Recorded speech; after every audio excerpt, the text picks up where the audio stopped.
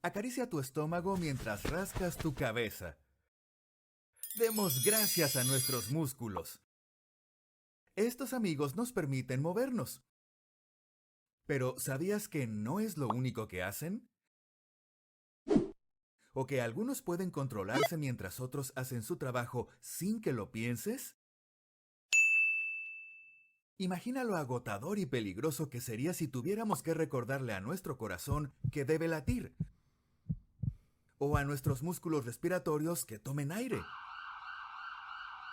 Hay mucho que aprender en cuanto a los músculos, pero no frunzas el ceño. De hecho, se necesitan más músculos para fruncir el ceño que para sonreír. Veamos rápidamente lo que aprenderemos en este tutorial. Primero veremos qué es el sistema muscular y qué es un músculo. Después identificaremos los tres tipos de músculos y sus ubicaciones. El músculo cardíaco, que compone las paredes musculares del corazón, el músculo liso, que podemos encontrar en las paredes de los vasos sanguíneos y de los órganos de varios sistemas, tales como el tracto gastrointestinal y el tracto urinario, y por último, el músculo esquelético, que como su nombre lo indica, se inserta en el esqueleto y nos proporciona el movimiento voluntario. Luego veremos los cuatro grupos principales de los músculos esqueléticos divididos de acuerdo a dónde se encuentran en el cuerpo. Estos son los músculos de la cabeza y el cuello, los del tronco, los de los miembros superiores y los de los miembros inferiores. Dentro de cada región corporal, los músculos se agrupan según su función y localización, así que veremos los grupos musculares principales de cada región y también mencionaremos algunos ejemplos de los músculos más relevantes dentro de cada grupo. Finalmente terminaremos con algunas correlaciones clínicas y discutiremos los problemas más comunes del sistema muscular, específicamente parálisis y atrofia muscular. Comencemos con lo básico. ¿Alguna vez te has preguntado qué es exactamente el sistema muscular? Para darle una definición, es un sistema de órganos compuesto de tejido contráctil especializado llamado tejido muscular, que, en promedio, compone el 40% de nuestro peso corporal, incluyendo a todos los tipos de músculos en el cuerpo. El término músculo viene del latín musculus, que significa pequeño ratón. Como cualquier órgano, los músculos están hechos de células. En este caso son las células musculares o miocitos, los que también se denominan fibras musculares, ya que son largas y estrechas cuando están relajadas. Las fibras musculares se organizan en fascículos con la ayuda de tejido conectivo, que también lleva los vasos sanguíneos y los nervios a las células musculares. Son células contráctiles especializadas que contienen filamentos proteicos de actina y miosina.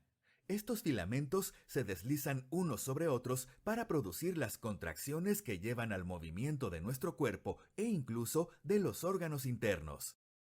Es importante mencionar que el tejido muscular tiene cuatro características principales: excitabilidad o la habilidad de responder a estímulos nerviosos, contractilidad, que es básicamente la habilidad del músculo de contraerse, extensibilidad, que es la habilidad del músculo de estirarse sin romperse, y elasticidad, que es la habilidad del músculo de volver a su posición inicial después de estirarse. Ahora que tienes una descripción básica de lo que es un músculo, continuemos con los diferentes tipos de músculos y sus ubicaciones. El sistema muscular se suele asociar a un solo tipo de músculo, el músculo esquelético, el que actúa sobre las articulaciones para producir movimiento. Sin embargo, hay otros dos tipos de músculos en el cuerpo, el músculo cardíaco y el músculo liso.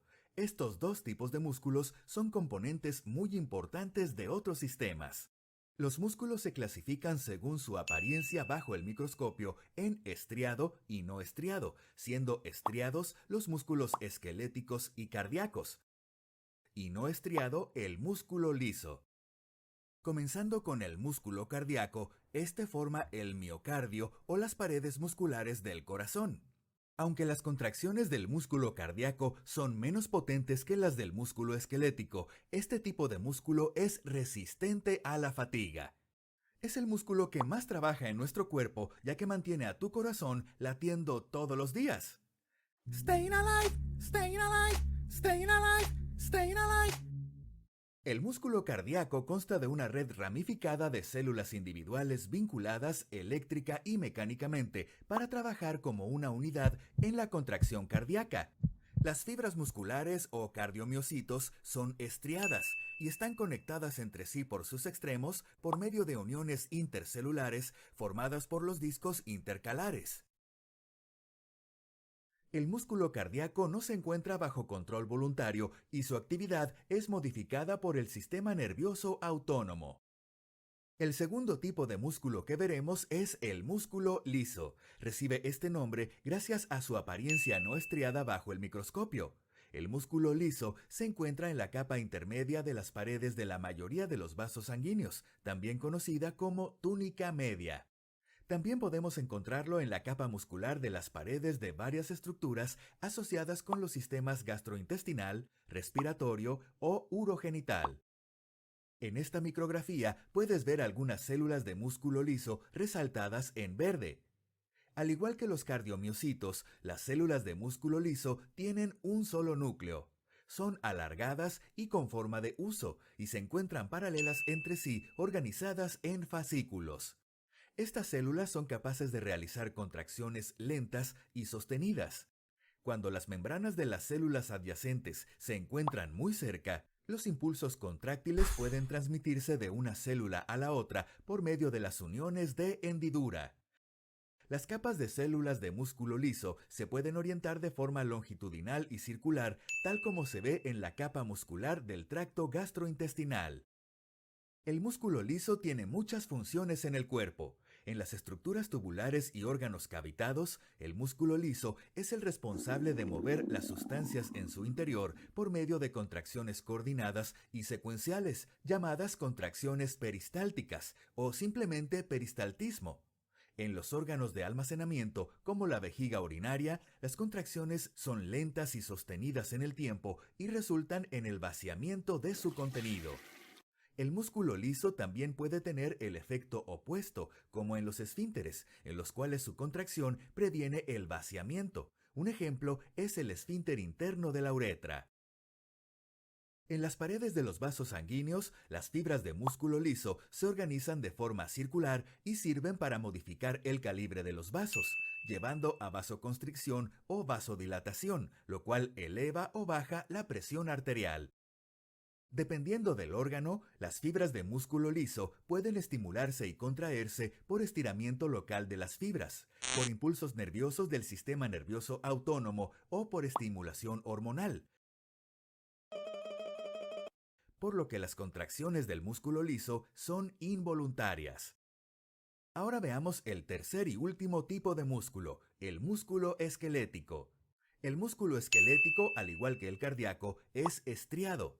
Las fibras de este tipo de músculo no son ramificadas y se organizan en fascículos paralelos de fibras musculares largas y multinucleadas envueltas en vainas de tejido conectivo.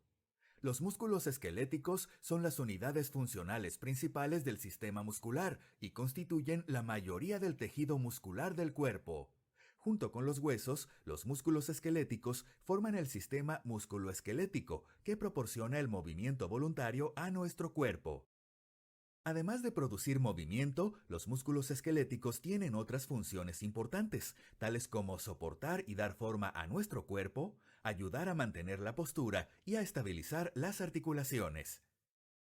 Muchos tendones cruzan sobre las articulaciones y de esta manera estabilizan los huesos manteniéndolos en su posición. Adicionalmente, aproximadamente el 85% del calor corporal es producido por las contracciones musculares. Esto hace que los músculos sean esenciales para mantener una temperatura corporal adecuada. ¿Te has encontrado titiritando incontrolablemente cuando tienes frío? Estas contracciones musculares rápidas nos ayudan a calentar nuestro cuerpo. Generalmente, este tipo de músculo se controla voluntariamente, pero no siempre es así. En algunos casos, las acciones de los músculos esqueléticos son involuntarias. Por ejemplo, los movimientos del diafragma durante la respiración. Ahora que hemos aprendido sobre los tres tipos de músculo y hemos mencionado las características más importantes del músculo esquelético, es hora de describir los grupos principales de músculos esqueléticos de acuerdo a las regiones corporales. Hay más de 600 músculos en el cuerpo humano. Existen de muchas formas y tamaños. El más pequeño es el músculo estapedio dentro del oído medio, y el más grande es el glúteo mayor en las nalgas. Para que sea más fácil de aprender, los músculos esqueléticos pueden agruparse en 4 grupos, uno para cada región corporal. Estos grupos son los músculos de la cabeza y el cuello, los del tronco, los de los miembros superiores y los de los miembros inferiores. Dentro de cada región también podemos agrupar a los músculos de acuerdo a su función o ubicación. Usando esta lógica, los músculos de la cabeza y el cuello pueden dividirse en varios grupos que veremos a continuación. Los músculos faciales, que puedes ver resaltados, también se llaman músculos de la mímica facial. Son alrededor de 20 músculos esqueléticos aplanados debajo de la piel de la cara y la piel cabelluda. La localización específica e inserciones de los músculos faciales nos permiten producir movimientos como sonreír, cerrar los ojos o fruncir el ceño. Cuando observamos los músculos faciales, dos músculos circulares nos llaman la atención: el orbicular del ojo, un músculo bilateral que rodea los ojos, y el orbicular de la boca, un músculo que rodea la boca. Estos músculos actúan como esfínteres, cerrando los orificios que rodean. Los músculos masticadores se insertan en la mandíbula y por ende producen movimientos a nivel de la articulación temporomandibular que nos permiten masticar y triturar. Uno de estos músculos, el macetero, es el músculo más fuerte del cuerpo. Los músculos extraoculares, también conocidos como músculos del ojo, principalmente controlan el movimiento ocular y la elevación del párpado. La lengua es un órgano muscular que se encuentra en la cavidad oral, cuyas funciones incluyen la sensación del gusto, la masticación, la deglución, el habla y la higiene de la cavidad oral. La lengua tiene varios músculos intrínsecos y extrínsecos que ayudan en estas funciones. La faringe es una columna muscular que se extiende entre la cavidad oral y el esófago. Las funciones de estos músculos son importantes en el proceso de la deglución. Ya que se ubica en el cuello, la laringe tiene muchas funciones, tales como la conducción adecuada del aire, el habla, el movimiento de la epiglotis y la protección de la vía aérea. La laringe tiene múltiples músculos intrínsecos y extrínsecos que producen su movimiento y de sus cartílagos, permitiendo la realización de estas funciones. Los músculos del cuello, como su nombre lo indica, son músculos que cubren la región cervical. Estos músculos son principalmente responsables del movimiento de la cabeza y el cuello en todas las direcciones. Dentro del cuello mencionaremos dos miembros importantes de este grupo: el platisma, un delgado músculo ubicado en el aspecto anterior del cuello, y el músculo esternocleidomastoideo. Ahora veamos la siguiente región corporal, el tronco, que incluye la espalda en la cara posterior y el tórax, abdomen y pelvis en la cara anterior. Los músculos del dorso son un grupo de potentes músculos bilaterales localizados en el aspecto posterior del tronco.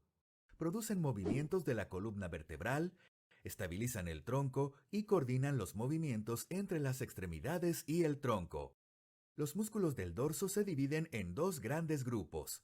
Los músculos superficiales o extrínsecos del dorso se encuentran superficialmente en la espalda. Estos músculos están relacionados con los miembros superiores en cuanto a su función y origen embrionario. El músculo trapecio y el dorsal ancho son dos músculos muy voluminosos que pertenecen a este grupo. En esta imagen de aquí también se logra ver al dorsal ancho desde una vista anterior. Los músculos intrínsecos o profundos del dorso, también llamados músculos verdaderos de la espalda, se encuentran profundos a los músculos extrínsecos. Su función principal es producir movimientos de la columna vertebral. Un gran miembro de este grupo es el músculo erector de la columna, el cual a su vez está compuesto de tres grandes columnas musculares que se ubican bilateralmente en el dorso. Los músculos del tórax incluyen músculos que unen los miembros superiores a la pared torácica y por ende el esqueleto axial, y los músculos que sostienen a la pared torácica en sí.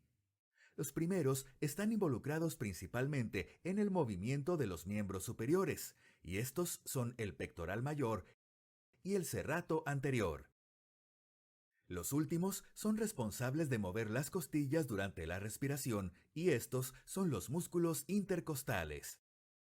La pared abdominal rodea la cavidad abdominal brindándole una cobertura flexible y protegiendo a los órganos internos.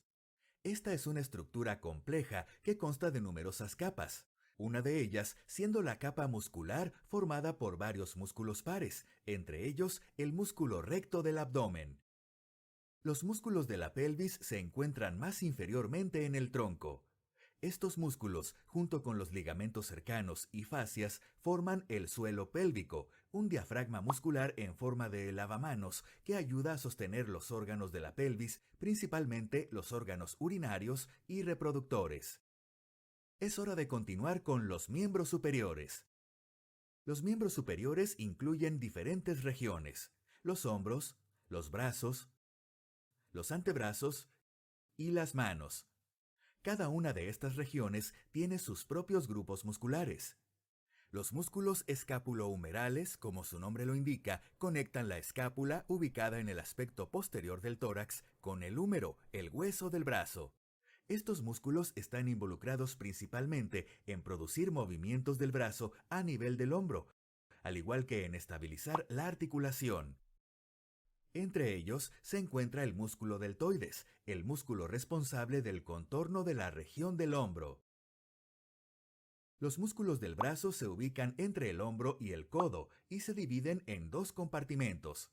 El compartimento anterior o flexor contiene los músculos responsables por la flexión del hombro o del codo. Este grupo incluye al músculo bíceps braquial, el cual es responsable del contorno anterior del brazo. El compartimento posterior o extensor del brazo contiene los músculos que permiten la extensión del antebrazo a nivel del codo. Este grupo está principalmente representado por el músculo tríceps braquial. Al igual que el brazo, el antebrazo se divide en dos compartimentos, uno anterior y otro posterior. El compartimento anterior contiene a los músculos flexores de la muñeca y de la mano. Uno de estos músculos es el flexor superficial de los dedos, involucrado en la flexión de los dedos. El compartimento posterior contiene a los músculos extensores de las mismas regiones. Algunos son el músculo braquiorradial ubicado en el aspecto lateral del antebrazo y el extensor de los dedos, responsable de extender los dedos. Los músculos de la mano son muy importantes para sostener y manipular objetos. Un ejemplo de estos son los músculos interóseos dorsales. Los músculos intrínsecos de la mano son solo parcialmente responsables por su gran rango de movimiento. Los otros contribuyentes fundamentales son de hecho los músculos del antebrazo, que envían sus tendones hacia la mano a través de la muñeca. Es hora de echar un vistazo a los músculos de los miembros inferiores. Estos músculos también se pueden clasificar de acuerdo a la región donde se encuentran o a la función que realizan en músculos de la región glútea, del muslo, de la pierna y del pie. Los músculos de la región glútea son esenciales para estabilizar la pelvis sobre el fémur, algo que nos permite caminar y mantenernos de pie. Esta es la razón por la que la prominencia de la región glútea es exclusiva de los humanos. Esta prominencia está formada principalmente por este gran músculo, el glúteo mayor. El músculo tensor de la fascia lata también pertenece a los músculos de la región glútea y es el músculo más anterior del grupo. Más profundo en la región glútea encontramos a los músculos internos de la cadera que se extienden desde el aspecto medial de la pelvis hasta el extremo proximal del fémur, el hueso del muslo donde se insertan. Estos músculos producen movimientos del muslo a nivel de la articulación coxofemoral y también ayudan en la estabilización de la articulación sosteniendo la cabeza del fémur en su lugar. El muslo puede dividirse en tres compartimentos: El compartimento anterior contiene a los músculos que principalmente extienden la pierna a nivel de la rodilla. El cuádriceps femoral es el componente más importante de este grupo. El compartimento medial del muslo consta de músculos que principalmente realizan aducción del muslo a nivel de la cadera, acercando el miembro inferior a la línea media. El músculo aductor mayor es el más voluminoso y más posterior de este compartimento. El compartimento posterior contiene a los músculos extensores del muslo a nivel de la cadera y flexores de la pierna a nivel de la rodilla. Podemos ver uno de estos músculos resaltado en verde, el bíceps femoral. Los músculos de la pierna producen muchos movimientos diferentes del tobillo y del pie que son importantes para nuestras actividades, como caminar, correr y bailar. También tenemos tres compartimentos musculares en la pierna. El compartimento anterior consta de músculos cuya función principal es la dorsiflexión del pie a nivel del tobillo o articulación talocrural. Este es el movimiento del pie hacia arriba, hacia la tibia. El músculo tibial anterior es el principal dorsiflexor del pie. Se encuentra superficialmente en la pierna y puede palparse fácilmente en la región lateral de la tibia. Profundo al tibial anterior encontramos al músculo extensor largo de los dedos, que también realiza dorsiflexión del pie y además extiende los dedos de los pies. El compartimento lateral consta de músculos que realizan eversión del pie, es decir, el movimiento del pie lateralmente. El compartimento posterior de la pierna contiene músculos que principalmente producen la flexión plantar del pie a nivel del tobillo, esto es, el movimiento del pie hacia abajo, alejándolo de la tibia. En este compartimento se encuentra el tríceps sural, que forma la mayor parte del volumen de la pantorrilla.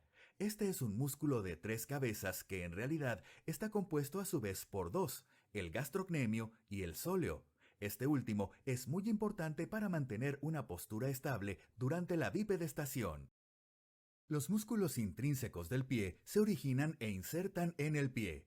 Estos músculos principalmente modifican las acciones de los tendones largos de los músculos de la pierna y generan movimientos finos de los dedos de los pies.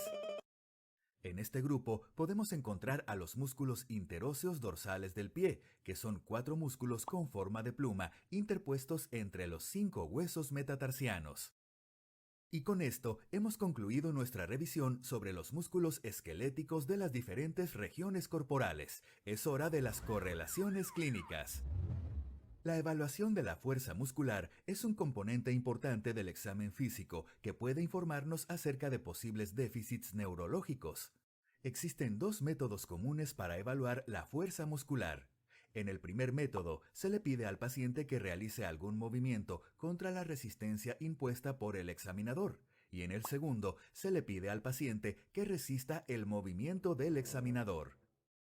La estimulación eléctrica de los músculos o electromiografía es otra forma de evaluar la función muscular. La parálisis muscular es la incapacidad de mover un músculo o grupo de músculos específico. Esto puede asociarse con otras alteraciones neurológicas, incluyendo la pérdida de sensibilidad. La parálisis muscular puede deberse a lesión cerebral, de la médula espinal o de los nervios. Las principales causas de parálisis son los accidentes cerebrovasculares, el traumatismo con lesión nerviosa, las infecciones y las enfermedades autoinmunes. Las parálisis también pueden ser causadas por medicamentos que afectan a los neurotransmisores en las terminaciones nerviosas, modificando su acción sobre los músculos. A largo plazo, la parálisis muscular puede producir atrofia muscular secundaria y finalmente atrofia general de la región afectada por desuso. La atrofia muscular también puede resultar por un trastorno primario del músculo o por la inmovilización de la extremidad, como cuando está inmovilizada para recuperarse de una fractura. Cuando se trata de las extremidades, recuerda que los músculos de la otra extremidad pueden usarse como comparación. La atrofia muscular es un gran problema en los pacientes que han estado en reposo durante mucho tiempo, por ejemplo, algunos pacientes de la UCI.